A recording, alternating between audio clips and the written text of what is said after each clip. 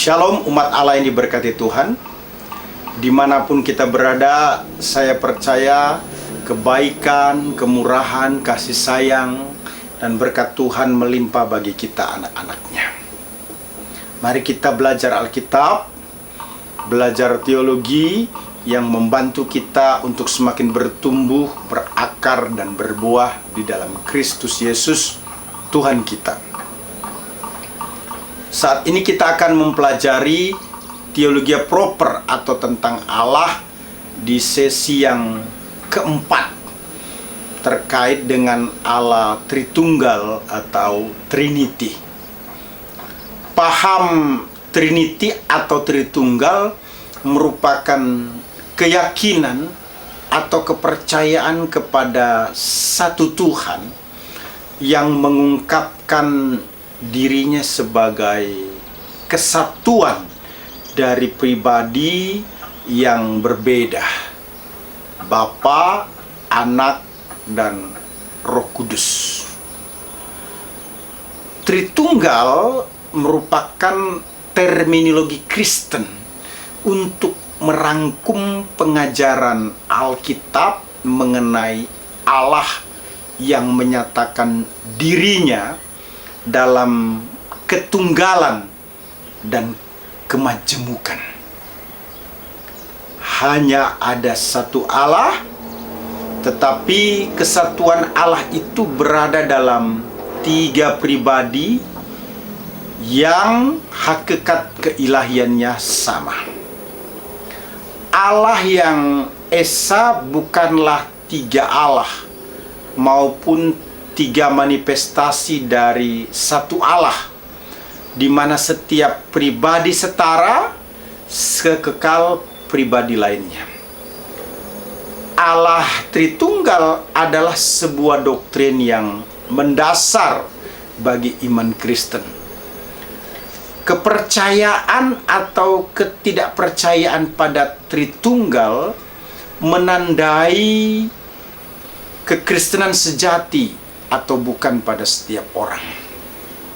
Meskipun kata Tritunggal tidak terdapat dalam Alkitab, tetapi doktrin itu secara gamblang diajarkan dalam Alkitab. Sejarah meneguhkan kebenaran ajaran Tritunggal ini, sekalipun sejak abad gereja mula-mula telah timbul ajaran yang berusaha untuk menentang Tritunggal ini. John Calvin menyatakan, dia menyatakan keesaannya. Dia, yaitu Tuhan maksudnya, menyampaikan kepada kita disting atau pengetahuan bahwa dia atau Allah itu bereksistensi dalam tiga pribadi. Allah adalah satu dalam esensi dan tiga dalam substansi. Rumusan Tritunggal ini sama dengan formulasi ortodoksi yang menyatakan satu ousia dalam tiga hypostasis. Kata ousia menunjuk kepada esensinya, sedangkan hypostasis menunjuk kepada substansinya. Istilah Tritunggal memang tidak muncul di dalam Alkitab, tetapi hal tersebut telah membedakan ajaran Kristen sejati yang menyimpang dari kebenaran sejak zaman gereja mula-mula. Kita akan masuk di bagian pergumulan dalam mempelajari ajaran Tritunggal. Pergumulan dalam mempelajari Tritunggal itu ada 4 yang perlu kita pahami. Pertama, ajaran tentang Tritunggal sebagaimana beberapa ajaran dasar lainnya, misalnya ajaran tentang pemilihan, itu mengandung misteri. Namun bukan berarti tidak alkitabiah. Yang kedua, ajaran Tritunggal ini bagaimanapun rumitnya adalah ajaran Alkitab. Ajaran ini mungkin sulit dipahami, namun tidak membuatnya menjadi tidak benar. Kesulitan dipahami tidak sama dengan ketidakbenaran. Yang ketiga, karena Allah tidak terbatas dan kita terbatas, tentu saja kita tidak akan dapat sepenuhnya memahami Allah Tritunggal. Tetapi keterbatasan pengertian kita tidak berarti ajaran Tritunggal itu tidak benar. Yang keempat, perlu ditegaskan bahwa Alkitab tidak mencoba untuk menjelaskan sepenuhnya ajaran Tritunggal ini, tetapi mengajarkannya. Dan karena Alkitab mengajarkannya, maka kita menerimanya. Selanjutnya kita perhatikan sejarah penggunaan istilah Tritunggal. Saya akan menjelaskannya. Istilah Tritunggal merupakan padanan untuk kata Inggris Trinity. Nah, kata Trinity sendiri merupakan singkatan dari kata Triunity, yaitu gabungan kata tri yang berarti tiga dan unity yang berarti kesatuan. Pemunculan pertama kali kata ini harus ditelusuri sampai zaman Theophilus dari Antioquia atau Tertullianus. Keduanya hidup pada waktu yang hampir bersamaan. Theophilus mati sekitar tahun 181 sampai dengan 188 Masehi, sedangkan Tertullianus pada tahun 220 Masehi. Jadi kata ini digunakan untuk menekankan kesatuan di antara pribadi dalam Trinitas, tetapi juga menekankan keterpisahan dan kesetaraan dari tiga pribadi dalam Tritunggal. Kata Trinity sendiri berasal dari bahasa Latin Trinit, yang berarti keadaan menjadi tiga. Sebuah definisi yang baik tentang Trinitas menyatakan ada satu Allah yang benar dan satu-satunya.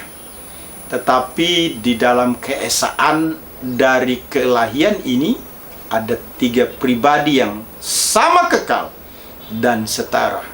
Sama di dalam hakikat, tetapi beda di dalam pribadi. Selanjutnya kita akan mempelajari pandangan ekstrim triteisme dan unitarianisme di antara Tritunggal. Pandangan triteisme dan unitarianisme ini penting untuk kita pahami. Ada dua pandangan ekstrim yang keliru tentang Allah yang harus kita hindari. Pertama itu pandangan ekstrim yang terlalu menekankan kejamakan dalam diri Allah dengan mengabaikan kesatuannya. Pandangan ini harus dihindari karena dapat mengakibatkan menjadi triteisme, yaitu kepercayaan kepada tiga Allah. Ini salah karena mengabaikan ketunggalan Allah sebagaimana yang dinyatakan dalam Alkitab. Pandangan ekstrim yang terlalu menekankan kesatuan dengan mengabaikan kejamakan dalam diri Allah, ini juga perlu kita perhatikan. Pandangan ini salah karena hanya mengutamakan ayat-ayat yang menunjukkan keesaan Allah, mengabaikan kejamakan Allah, dengan menekankan bahwa Allah itu tunggal secara mutlak. Ini keliru dan menyebabkan Unitarianisme yang dengan sengaja mengabaikan kejamakan dalam diri Allah. Selanjutnya saya mau menjelaskan betapa pentingnya ajaran Tritunggal menurut para teolog.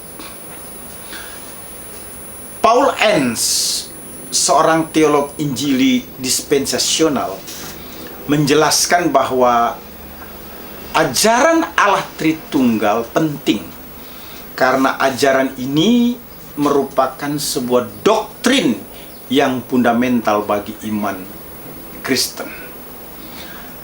Kepercayaan atau ketidakpercayaan pada Tritunggal menandai ortodoksi, artinya benar dan bukan tidak benar. Kemudian yang kedua adalah Miller J. Erickson. Ini teolog Injili covenantal historis, menjelaskan pentingnya ajaran Allah Tritunggal bagi iman Kristen. Beliau menyatakan setidaknya ada dua. Yang pertama, ajaran Allah Tritunggal berkaitan dengan siapakah Allah itu, bagaimana Dia, bagaimana cara kerjanya, dan bagaimana Ia harus didekati. Misalnya, masalah keilahian Kristus yang dalam sejarah telah diperdebatkan dengan hebatnya, sangat terkait dengan pengertian kita tentang Tritunggal. Artinya, pandangan ini atau pandangan kita tentang Tritunggal akan sangat mempengaruhi pandangan kita tentang Kristus. Kedua, pandangan kita tentang Tritunggal juga akan menjawab beberapa pertanyaan yang bersifat praktis. Siapakah yang harus kita sembah? Allah Bapa saja?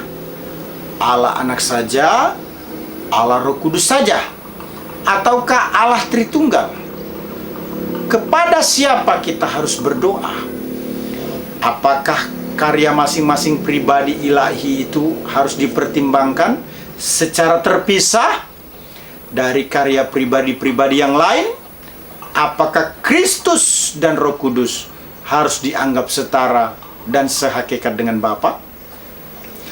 Selanjutnya, pandangan dari Yakub Susabda, seorang teolog Injili Reform, menyebutkan 3 alasan mengapa pengenalan akan Allah Tritunggal itu penting. Pertama, Allah orang Kristen adalah Allah yang hanya mau dikenal dan disembah sebagai Bapa, Putra, dan Roh Kudus. Allah memang esa, tetapi pengenalan keesaannya saja tidaklah menyelamatkan. Seluruh rencana keselamatan Allah hanya dapat dipahami dan diimani dalam hubungan dengan keunikan diri Allah, penyingkapan dirinya yang progres, rencana dan cara kerjanya. Allah ingin kita mempercayai dan mengimani Dia bukan hanya sebagai Allah yang esa, yang mengingatkan dan mengajarkan jalan keselamatan dan kehidupan yang diperkenannya, tetapi Ia menginginkan kita mengenalnya sebagaimana Dia ada, yaitu Bapa, Putra, dan Roh Kudus dengan keunikannya masing-masing. Alkitab menegaskan bahwa Allah tidak mungkin dapat dikenali di luar dari apa yang Dia sendiri singkapkan.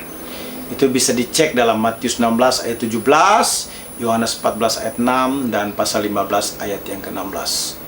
Kedua, iman kepada Tritunggal adalah salah satu keunikan iman Kristen yang membedakan dari semua agama-agama lain. Tanpa pengenalan akan ketritunggalan Allah, perbedaan antara iman Kristen dengan iman agama-agama lain akan menjadi kabur. Demi membangun jembatan komunikasi dan semangat kesatuan serta toleransi, kita tidak boleh mengorbankan ajaran esensial Allah Tritunggal ini hanya supaya kita bisa diterima oleh pemeluk kepercayaan agama-agama lain. Alkitab menegaskan bahwa di luar kepercayaan kepada Allah Tritunggal tidak ada keselamatan. 1 Yohanes 4 ayat 2 berkata, demikianlah kita mengenal roh Allah. Setiap roh yang mengaku bahwa Yesus Kristus telah datang sebagai manusia berasal dari Allah. Ayat 3, dan setiap roh yang tidak mengaku Yesus tidak berasal dari Allah. Roh itu adalah roh antikristus, dan tentang dia telah kamu dengar bahwa ia akan datang dan sekarang ia sudah ada di dunia. Ketiga, pengenalan Allah Tritunggal bukanlah pengenalan rasional, tetapi pengenalan iman yang lahir dari kebenaran Allah. Nah, saudara, penalaran manusia itu tidak dapat memahami Tritunggal dengan tuntas. Demikian pula logika tidak dapat menjelaskannya dengan tuntas. Tetapi karena Alkitab menyatakannya, maka kita menerimanya. Haleluya! Tuhan memberkati. Immanuel. Amin.